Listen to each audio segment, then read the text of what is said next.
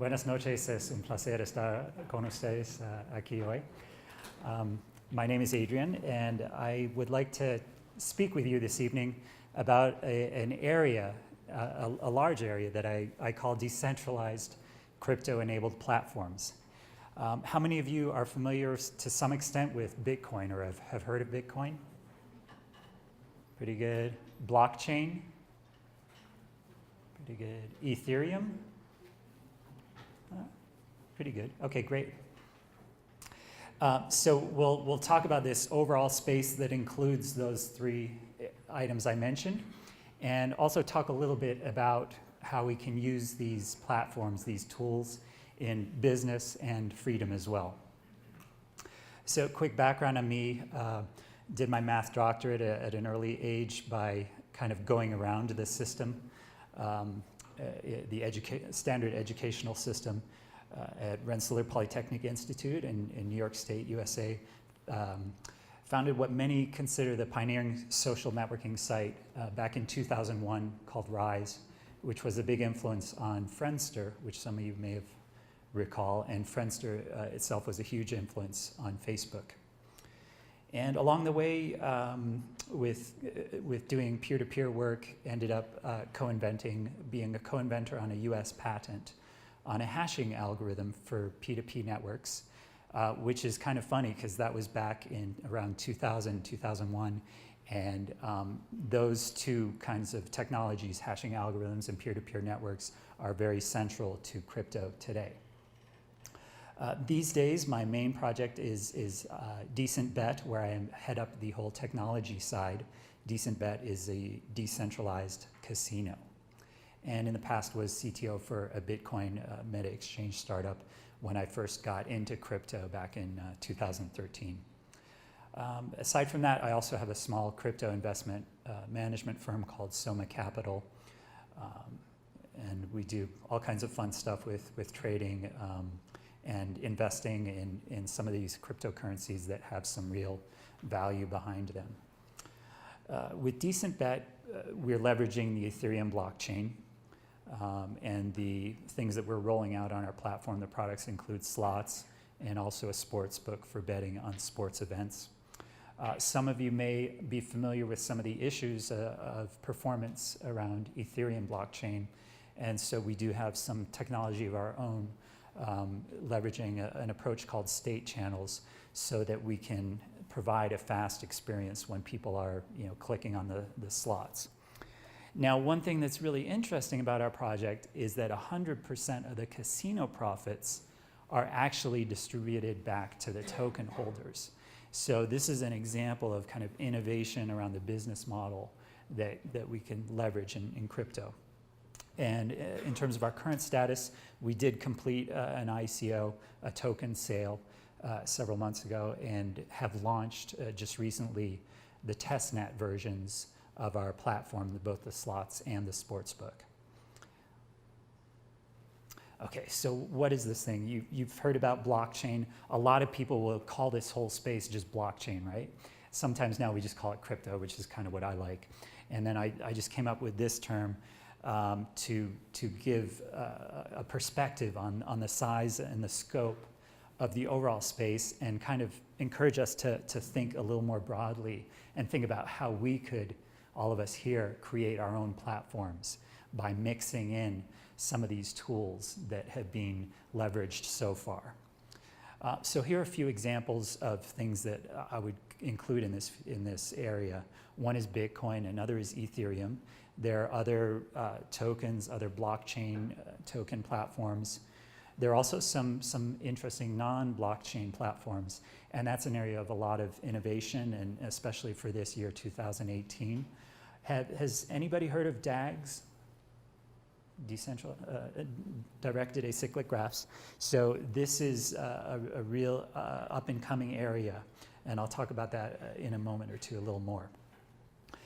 So I read a book some time ago that talked about this distinction between physical and social technologies. So those of us in the technology field are used to getting into kind of these physical technologies all the time, where it's the latest kind of hardware chip, or even just algorithm or software code, the newest programming language. Social technology is kind of different. So social networks is kind of a social technology in some respects, because the kind of software to create social networks was kind of around for a while. But this, combination of different, product features and the way it brought people together was kind of more a social technology. It wasn't like this big revolution in a faster chip or anything like that. It was this combination of product features and the experience that created for people that was something different. And so some aspects of crypto are this physical technology, the algorithms and those underpinning elements. But there's also this social technology side of it as well that I'll talk about in a moment. So, any of you guys heard of Ripple? Okay, that's good. So just mentioning, if you've heard of Ripple, there's a few crypto currencies out there that are not decentralized. So one of the big motivations behind the development of cryptocurrencies was to create more freedom and create independence from centralized authorities. But now some folks are using the excitement around this field to create centralized coins, and Ripple is actually the number 3 by market cap in the overall cryptocurrency field at this moment, at least. But it's not a decentralized one, and Stellar similarly. So going back to what I was talking about social technologies, this is where things get kind of wild and crazy in the crypto space. So there's this concept of a DAO, decentralized autonomous organization. I did an interview recently with vids.com, and in the first draft of writing down what I said, the reporter wrote down decentralized economic organizations, which is kind of funny and interesting. And I was mentioning this to a friend, and he said, well, that's actually kind of quite descriptive as well. Now, the neat thing that happens in a decentralized autonomous organization is you have processes that are kind of run by algorithms, by code, rather than companies where we have humans making decisions. But humans still play a part in a certain aspect. So the example I like a lot is Dash. Have folks heard of Dash? Anybody? Okay, interesting. So Dash was one of the top 10 cryptocurrencies by market cap. It's still close to there, but a little bit lower at this moment as I speak with you today. And actually, Dash was what got me back into crypto, because I was doing crypto back in 2013 when we were all excited about Bitcoin back then. But Bitcoin did, show some challenges and some things that were going to be a concern as it expanded, and especially in the idea of trying to do transactions with Bitcoin and some of the difficulties of that. So a year ago, I met one of the senior people with the Dash team, and he started telling me about it. I was like, wow, this is addressing some of the issues that Bitcoin has had. And an interesting thing about Dash is the structure of that it really has this decentralized autonomous organization. Have you heard about Bitcoin mining? So you've heard a little bit about Bitcoin mining. So there's folks running these computers that process the transactions of the Bitcoin network, and they get paid mining fees. And so what Dash did is they said they did two things. First, they created this other category besides the miners called master nodes. So these are folks running a server that provide additional services, such as super fast transactions and also private transactions or semi-private. And the neat thing is, to run one of these master nodes, you need to lock up a certain number of tokens. So you're kind of making a deposit into the system. You're connecting that holding of tokens into the system, and while you attach it to that server that you run that provides these other services. So first of all, they split the mining fees and, between the miners and then also the master node, the folks running the master nodes. But then they added something neat. And then they added 10% of these mining rewards would go to this fund that would be available to fund proposals from the community. So you can go in and you can actually, if you have an idea, you can talk to you can put in a proposal to the Dash community. So you can say, my proposal is to, hold up a huge banner that says Dash in the middle of downtown for a month or whatever. And what I need in funds to do that is X number of Dash. And you can get the master node folks to vote on whether they want to fund your proposal. Or it could be that you offer to do, let's say you want to do a video series explaining the cryptocurrency in Spanish or whatever. You can submit a proposal to the community and they will vote whether or not to fund it. And that fund, as the value of Dash rose, grew to be very significant money, like $1 million plus per month and such. So this is a pretty fascinating thing where we now have this social technology that funds itself. There's this built-in financing mechanism to create a positive feedback loop. And we also are seeing this governance through code and algorithms. This thing is somewhat deterministic, and it's this machine, and who owns it? We all talk about the theory of the firm, right? Where is the firm here? What is this organization? If I submit a proposal and I get approved and I get paid, what goes in my accounting entry? Where did I get the money from, right? Interesting. And similarly, in the case of a token sale, an initial coin offering, who owns the Ethereum received in that offering? So this is a pretty wild concept. Now let's just talk in a little more in detail about a few of these tools that we can use if we've got an idea and we want to build one of these decentralized crypto-enabled platforms. So Ethereum is, the way I like to think about it is as a universal decentralized computer.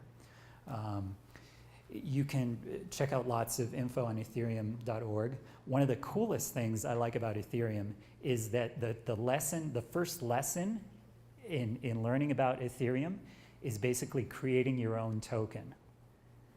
That's how they say, here's how you get started on this, create your own token, which is a pretty empowering invitation, I would say.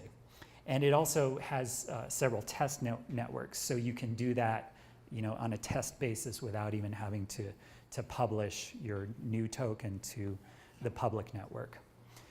Additionally, there's also, you can mess around with creating a private network, and there's some code that will get you started with that really easily. So let's just take a look at actually that. So here, ethereum.org/token. This is some rough code on how to create your own tokens. So you can just go in there, copy this code, and change, my token to, Adrian token or whatever you would like, and then start building it out from there. All of this stuff is open source. So you can also create your own Bitcoin. You can go in, download the Bitcoin code, change a few parameters, start your own Bitcoin network with your own Genesis block, your own first block. And it won't be the Bitcoin, but it can be your Bitcoin. Okay. And the main language that folks use primarily now in coding for the Ethereum blockchain is called Solidity. Okay, so we talk about this decentralized universal computer. What's happening there? We are creating these programs. These tokens are programs. We are publishing these programs onto this Ethereum blockchain, and then they run there. And so what does this mean? If we do not be really careful, we can make mistakes. And actually those mistakes can be very, very expensive. So there have been a few situations with folks losing significant amounts of money. The most recent one was very interesting because in the past it has often been that folks lost millions of dollars because somebody was able to take it away and put it in their own account. But what happened recently is actually money got frozen. So the Ethereum got frozen. And interestingly, the company producing this software, this program on the Ethereum blockchain, was founded by one of the lead Ethereum guys. So, you know, not somebody who is novice, somebody pretty advanced. But they had an issue with code for a multi-signature wallet that they put out there. And somebody was just messing around with different programs, just calling different functions on these programs, because these programs are out there and you guys all here can just go in there and call functions on these programs that are out there. You can mess around and try and break things. And so he called this init wallet function on this multi-sig wallet program. And there was $150 million worth of Ethereum at that time backed, you know, in these wallets. And that init wallet kind of turned it off from being the multi-sig wallet. And so all of a sudden, all the Ether deposited in that multi-sig wallet got frozen and unusable. And that, I think, was a few months ago when Ethereum, I think Ethereum is now worth like triple the amount it was. So maybe that's about $500 million frozen. So easy to make expensive mistakes. I'm gonna, this gets slightly technical, but just I'd like to mention a few of the tools that you guys can use to create your own decentralized crypto-enabled platforms. I'll just mention them briefly and invite you to dig into them a little further on your own time. Hash functions and hash values are kind of the core of crypto. And as you dig into different projects, you'll see that this come up over and over again, and we combine it in different ways. And we'll see an example of that in a moment. What a hash function does is, let's say you've got a big, huge file, you know, you got a 5 megabyte file. If you put that file into a hash function, it gives you back a reasonably short string. But the interesting property is, if you have that short string, it's really hard for you to go backwards. So it's really hard for you to figure out what file created that string. So if you have that string and somebody later shows you that file, you can say, oh, okay, you know, that person had that file before if they were able to produce that hash value. And this comes up and turns out to be useful in a number of places. And the dominant leading hash function right now is called SHA-256. Are you guys familiar a little bit with public key cryptography, PGP encryption? So if you're not, I invite you to dig into that and also try and use this, you know, even if it sometimes seems like a bit of a hassle. But this is a bunch of the technology underlying the wallets, the crypto wallets. And just as I mentioned, the hash functions come up over and over again. A Merkle tree is a data structure that's built leveraging these hash functions. Let's see, I don't have somewhere to draw, but a tree is kind of a series of nodes, right, descending. And in a Merkle tree, interestingly, the nodes at the bottom, you know, when you go one level up, each node is a hash value. And so when you go one level up, you just take the two hash values of the nodes below and you just put them side by side, and then you do a hash function on that. Any of you guys played with BitTorrent a little bit? Maybe downloaded a video here and there, some music. So with these peer-to-peer networks, when you get one of these huge video files, how are you getting that video file? You're pulling it down from a bunch of different people, right? So how do you know that you are getting the right pieces and that they, you know, add up to the file that you want? That's this kind of technology, hashes and Merkle trees. Okay, you guys have some level of familiarity with blockchain. I'm not going to go into detail on all the mechanisms, but the way I like to think of it, particularly in the case of Bitcoin, is as an agreed consensus on accounting history. So if we think of accounting as a list of kind of una bitácora, no? A transaction log, then the blockchain is this agreed upon consensus where everybody agrees, okay, yeah, this accounting entry happened, yeah, and then this one did too, and then this one after it. So the blockchain is a series of blocks of these transactions, one after another. And through the mathematics and the algorithms, the community agrees upon, okay, this was the sequence that things happened on. And in the case of Ethereum, we have those computer functions that we talked about and also memory storage. And so the transactions of those, including the transaction of publishing a new contract, a new program, make up those blocks. I mentioned one of the tendencies, one of the new trends coming up and being used in several crypto projects now is the DAG, the directed acyclic graphs. And instead of just being more this linear sequence of transactions, they are more like a tree that expands. And with that, you get potential for much higher scalability, better speed, and it's just a very different kind of beast. So again, I can't go into too much detail on that in this talk, but I invite you to make that part of your exploration of crypto as you dig into it further. Wanted to talk for a few moments about initial coin offerings, ICOs, or as we often like to talk about them more as token sales.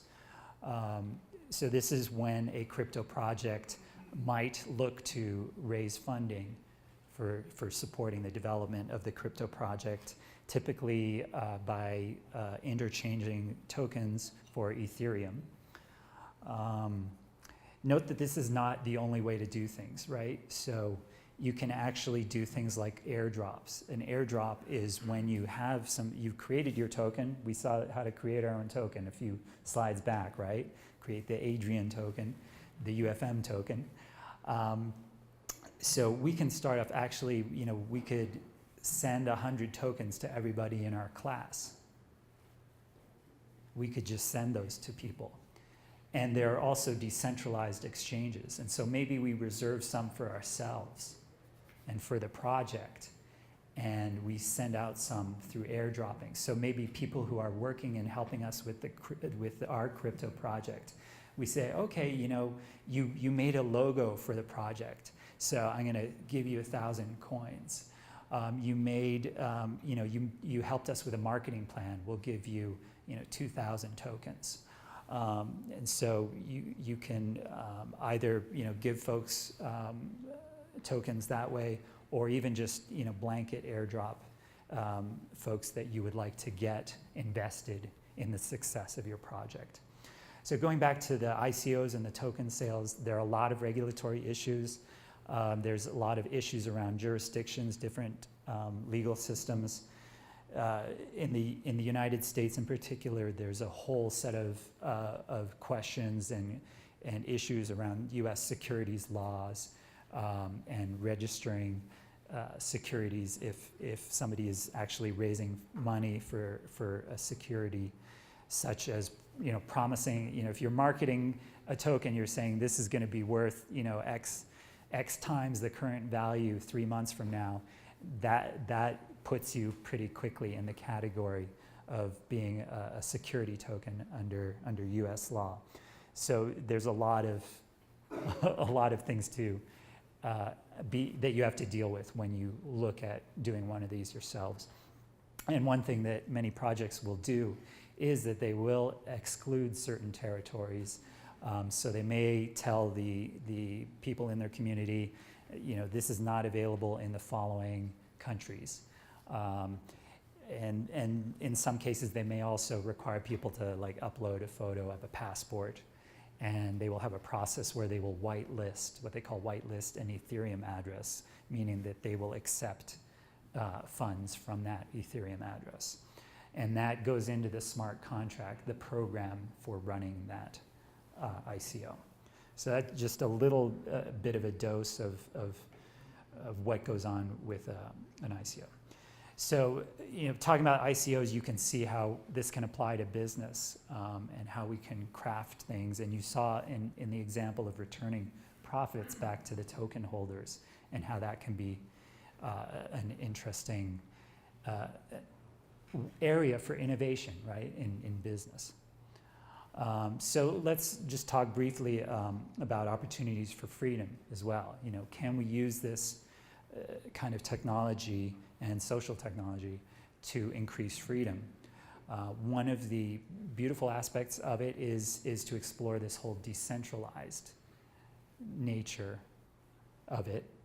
And one of the challenges we have in trying to provide freedom to our families, ourselves, and our friends is that in many cases we do run into legacy institutions that are maybe not as efficient as they should be, and maybe are trying to prevent us from having freedom in a way that doesn't make sense. And so there is an opportunity to start building an array of services using this technology to increase freedom, to create competition around these services that have traditionally been provided by governments. One example is what happens if you have an emergency. What do you do? Somebody's attacking you, you have a medical emergency. What do you do?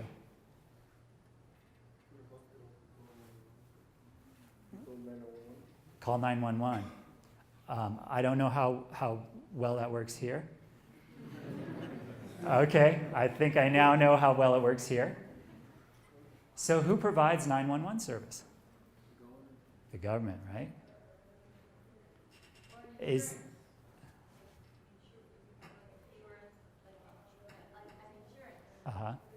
For your health issues, for example? Okay. So 911 service is a government service. It is maybe not increasing in effectiveness and efficiency dramatically every year. You are maybe not overly joyed with the current level of service that this provider, this monopoly provider, gives you. So one of my friends, for example, has a project called Guardium, which is a global 911 service leveraging this kind of technology, this decentralized crypto-enabled platform. So wow, now we're talking about different kinds of services. We also have, government money, where the government has been providing this almost monopoly service to us of giving us money that gets worth less and less every year, right? And now we have, so now we have Bitcoin and other options where we have a competitor which all of a sudden doesn't lose value that way. And then now there's other pieces of this. We have this government service bundle that we don't really have a choice on. But now we're starting to get choice on these different services. So we have, currency choice. We have 911 service choice. What else? What other services can we have that can give us more freedom?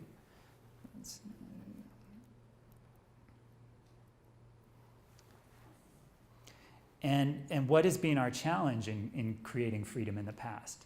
A big challenge has often been that we couldn't figure out how to finance it, right? We were like raising money, we're trying to get people to donate, but it's like how do you convince people to do that, and how do you scale that? And guess what happens right here? Somehow, we have something where there's already a built-in financing mechanism, whether it's doing a token sale, whether it's a DAO with mining rewards that go to proposals that get approved by the community. So, that's kind of wild, right? So there's lots of opportunities here. You could, if you're technically oriented, create your own hash function, start putting together an idea for your own decentralized crypto-enabled platform, create your own crypto token. We saw how you can do that. You can get started tonight on that. Another additional option, like what we're doing, is creating a decentralized app leveraging the Ethereum blockchain. So I invite you guys to dig into this technology, create your own projects, or help build other projects that need help being built, and just dig into this more, and let's see if maybe, just maybe, we can increase our freedom. Thank you.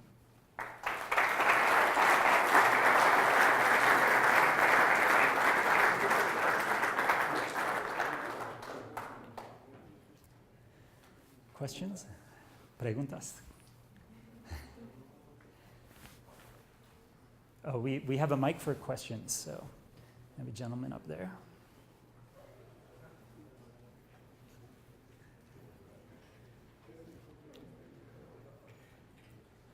Hi. Hi.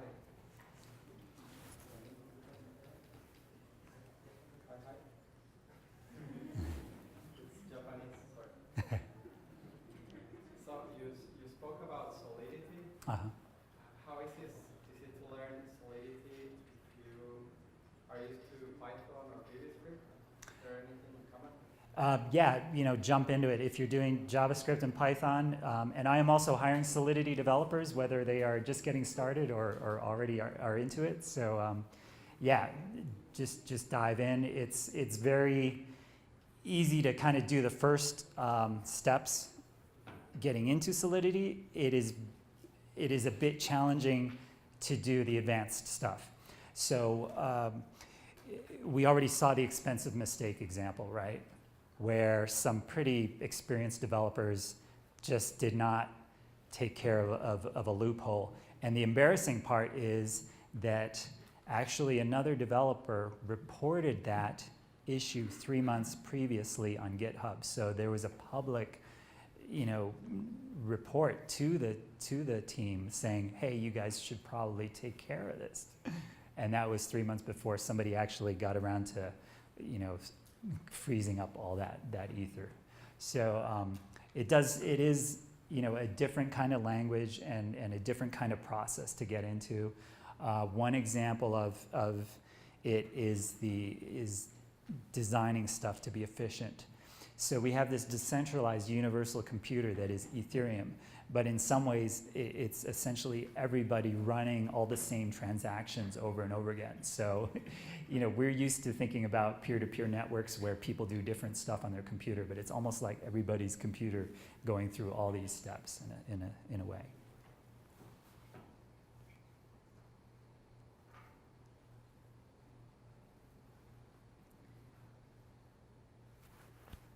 Question down here? Down here?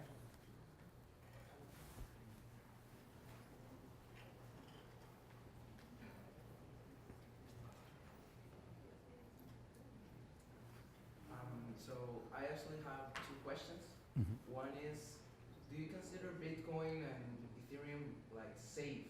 And the second one is, do you think that Bitcoin and Ethereum can in the future substitute real money?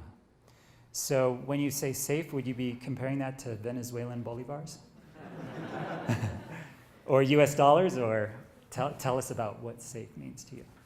Safe like it means that I can put my money in it and I can be sure that it won't be stealed easily. Okay. So there's a couple of aspects on that. So one is the volatility of the Bitcoin or Ethereum versus a US dollar, for example. And then the other aspect of that is just if somebody might steal your wallet, so steal your Bitcoin, right? So are you worried about both of those or more the second? More the second. Okay, more the second. So when you have Bitcoin or Ethereum, you have it in a wallet, right? So it's a digital crypto wallet. Can somebody steal that wallet? So there's a few ways to limit your risks on these wallets. There are hardware wallets like Trezor and Ledger Nano, which are quite useful for having a pretty high level of security. When you create those wallets, you do have a string of text that you need to store somewhere. And so you need to secure that, because if somebody gets that, then they have access to your funds, and they can move your Bitcoin and Ethereum into their account. So, you need to have a plan for how you store that.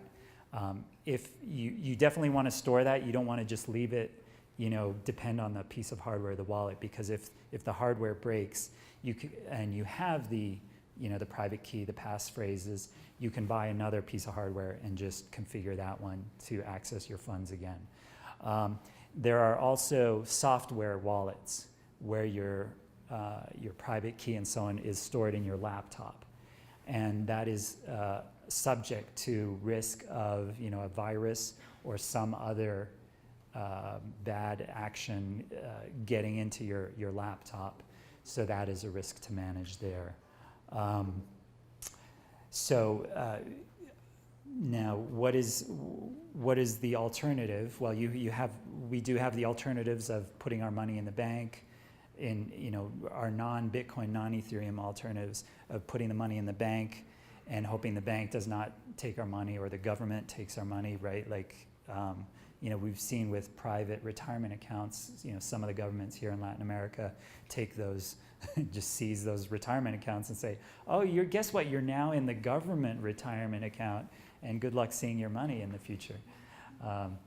So there's some things there. Or, if you stick your cash in the mattress or hide it in your house somewhere, you've got some risks there.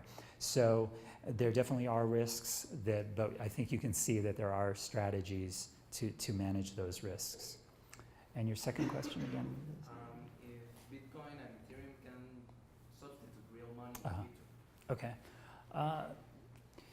Yeah, I mean, it's going to be interesting. One thing I like to think about is compare the alternatives. So, and so we mentioned, we talked about other countries' currencies right now, right? So would you rather transact in Bitcoin or Ethereum than the worst 10 currencies in the world? Quite probably, right? And so, you are seeing that in some of these countries where people are transacting in those.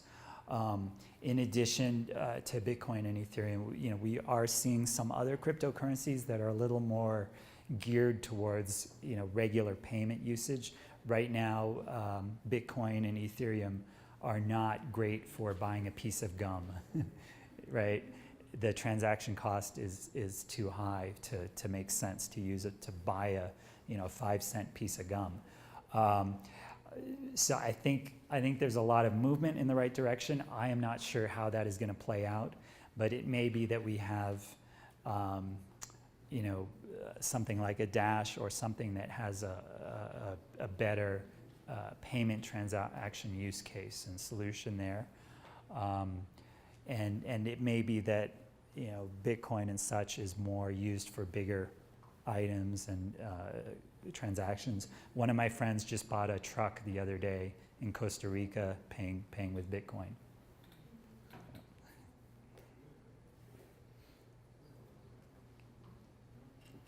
Okay, I see a hand up there.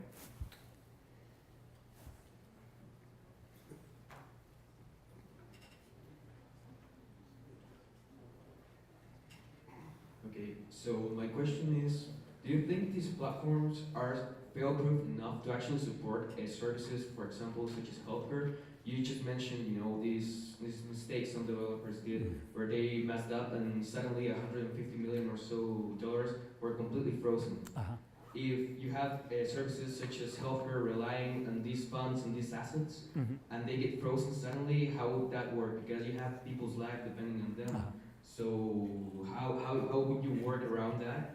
And I mean, mistakes are bound to happen, but the platform have to be fail-proof enough so that they won't actually affect people's life. People could die if you're like offering healthcare based on these platforms. Yeah. So people could die if you are a government offering a 911 service that is not that great, right? So people maybe are dying already. So, yeah. So that's one aspect of it, but still an excellent question. So what happens in that case? So in the example I mentioned, that project will be running its own blockchain. So they believe that they can provide a service that is not going to have those risks, which are extremely important and really worth mentioning. So I appreciate you mentioning that. So in that would be one example. Healthcare overall is interesting, and one thing I would encourage all of you to do is to be skeptical on all these things, right? So try and poke holes in it, ask tough questions, and sometimes people just trying to say this for blockchain, without really looking what are the advantages, why does it make sense? So definitely healthcare is an example where I see some projects and I say, well, what is really, why blockchain for this? And there are cases where it will make sense for things. The blockchain in the Bitcoin example is really great for having a shared agreement on what happened in the past. It's not a protocol built for privacy. If you look at the original Bitcoin paper, there, in the abstract, privacy is not mentioned at all. And in the whole paper, privacy is mentioned once in passing, but Bitcoin was not designed for privacy. It is designed for something where governments cannot print more money. It is dealing with that issue of government, centralized government currency, but it is not dealing with privacy. So in a healthcare example where a bunch of projects are talking about, let's put healthcare records on the blockchain, maybe you got to be careful with what you're going to do on that.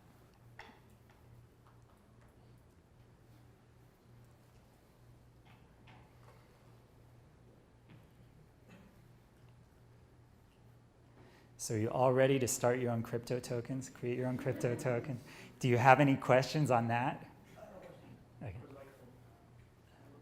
Okay. I think we have one person before you. And then I have one question. I would like to do the question in Spanish. Okay. En Guatemala hay una iniciativa de volver el secreto bancario. ¿Cuál es tu opinión acerca del secreto bancario? Y segunda es, si estás hablando de muchos conceptos de hash, encripción, cifrado, el secreto bancario no venía a romper un poco el dogma de lo que ustedes hablan. Y tercero es... empezamos con dos, por favor. Okay. La primera pregunta, yo no conozco esa política. ¿Me puede explicar un poquito más? En sí, el secreto bancario es, las cuentas se van a exponer al Estado para saber cuáles son los ingresos y egresos de cada uno para ver cuánto contribuye. Ok. Y repíteme la pregunta, por favor. Entonces ¿qué opinas acerca del secreto bancario? Porque es exponer un poco y creo que sí. rompe mucho Okay. el dogma que ustedes traen. Ok, empezamos con eso. Realmente yo iba... Bueno, sabemos cómo son los gobiernos, ¿no? Y sabemos el caso de Odebrecht. Este sistema que supuestamente está enfocado en compliance,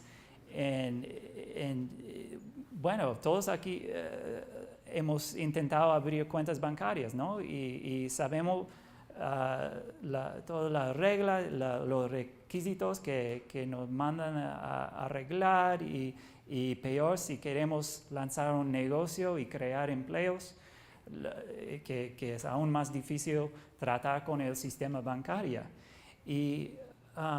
Pero aunque nos tratan así, viene un Odebrecht y los políticos y de alguna forma pasan el dinero, ¿no? ¿Y qué es el beneficio de dar toda esa información al Estado? Para que los políticos saben dónde pedir donaciones y dónde confiscar nuestros bienes. Y bueno, necesitamos secretos y necesitamos secretos financieros. Hay una diferencia de ser dueño de bienes y tener ingresos, ¿no? Y si tenemos que reportar ingresos por el momento hasta que estemos más libres, que al menos solo reportemos eso. Yo sé que en Panamá también quieren hacer una facturación digital en que básicamente todas las transacciones estén reportadas a los gobiernos, ¿no? Y bueno, comparamos eso un poco con Bitcoin, porque recuerda como dije hace un momento que Bitcoin no es diseñado para privacidad, ¿no? Así que todas las transacciones están allí en Bitcoin, así que desde alguna perspectiva es como un sueño para los gobiernos, porque ahí están todas esas transacciones, solo no saben de cuál persona a otra persona, pero pueden conectar los puntos un poco para descifrar eso. ¿Eso contesta un poco tu pregunta? ¿Y la segunda? Pues, ¿cómo ustedes reaccionarían si en algún momento algún gobierno les pide descifrar todo eso para saber cuáles son los ingresos y egresos también de cada una de estas cuentas? Pues rompería un poco el dogma de ustedes de tener cifrada la información y encriptada. Bueno, como dije, con lo de Bitcoin realmente no es tan encriptado para privacidad. Bueno, hay otros proyectos que sí son más dedicados a la privacidad, y vamos a tener una batalla, ¿no?, entre los poderes. Lo que creo que es importante es que compartimos el uso de estas monedas y que let's get more market penetration. ¿Qué pasó hace poco en Corea del Sur? ¿Saben? El gobierno quería parar o poner muchos impedimentos al uso de criptomonedas. De inmediato, 200,000 coreanos firmaron peticiones diciendo, hey, no.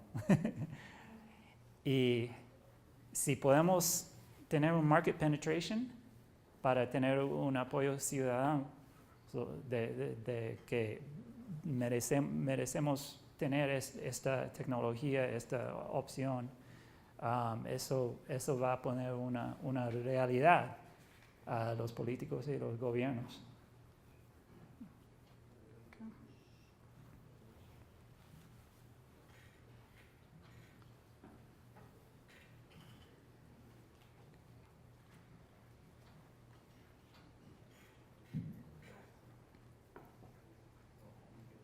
I have a question. Is there a way that a big crypto token like Bitcoin buy out your small starting Bitcoin or token? Is there like any law that prevents you from being a monopoly, for example? No. And yeah, as much as we talk about decentralization, there is no guarantee that a token will always be decentralized. So already with Bitcoin, there are issues with centralization of the mining pools. So you can be a miner. If you're a miner, often you join what is called a mining pool to share the rewards. So you have a more stable income stream. And what happens is a lot of folks join these mining pools, and all of a sudden these mining pools easily are 20% or more of the Bitcoin mining capacity. So you do have you do have centralization risks in any of these cryptocurrencies, and that's something you need to evaluate and keep an eye on, and that relates to your safety as well, right? Does that answer it more or less? Okay, yeah. Is the world living Bitcoin fever right now? Is Bitcoin a bubble? What's your appreciation of that? Bitcoin is now almost, it's 40% or so down from its all-time high versus US dollar. there are a number of use cases that we are seeing being developed, right? So we have the Bitcoin, what Bitcoin is trying to resolve as use cases, problems it's trying to solve. We have Ethereum, which is trying to solve different problems, although it has a little bit of overlap with Bitcoin. And we have a lot of other stuff coming out. So we have different projects going after different problems. And there's a lot of junk out there, but there are several real projects with real roots, real possibilities of addressing those use cases. So will the value of Bitcoin be volatile versus the US dollar? I think it will be. You know, are there ways you can kind of protect an investment? Yes. And those of you guys who are studying finance know a little bit of some of those tools, because those tools map well from what you use in other financial markets. So yeah.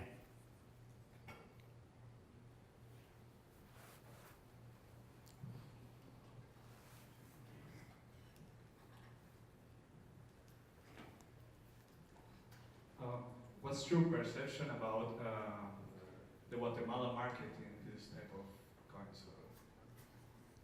Basically, what's your opinion of these type of countries in this market? Yeah. Okay. I think there are opportunities. I think there are opportunities to not just think of oneself as, you know, a person from a certain country. So, you know, I was in the library today, and there was a guest book that I was asked to sign, and it said nationality. I'm like, what I put there? Because I have more than one nationality, right? At the end, I'm like, you know, I'm kind of feeling that is less and less important, so I just kind of left it blank. So, you know, I think it's really a matter of not only being focused. So, you know, there's the regulatory, the government environment that you kind of have to deal with to a certain extent here. But beyond that, if you're saying, what are the opportunities for me, you may want to think internationally. And you may look at what are the resources locally I can leverage and bring to the international, because you do have some special things here, right? And you also have some special competitive areas here. And yet, you know, would you want to do a Guatemala coin crypto project? You know, maybe, but maybe there are other options as well. So, you know, you know, in terms of Panama has some, you know, shares some of the dynamics as Guatemala. It's, you know, I think a lot of the folks in the Panama, you know, crypto scene are all very internationally oriented. So anyhow. Just a couple thoughts. Thanks. What do you think it'll happen long term with digital currency? What do you think it'll happen 25 years from now, 50 years from now?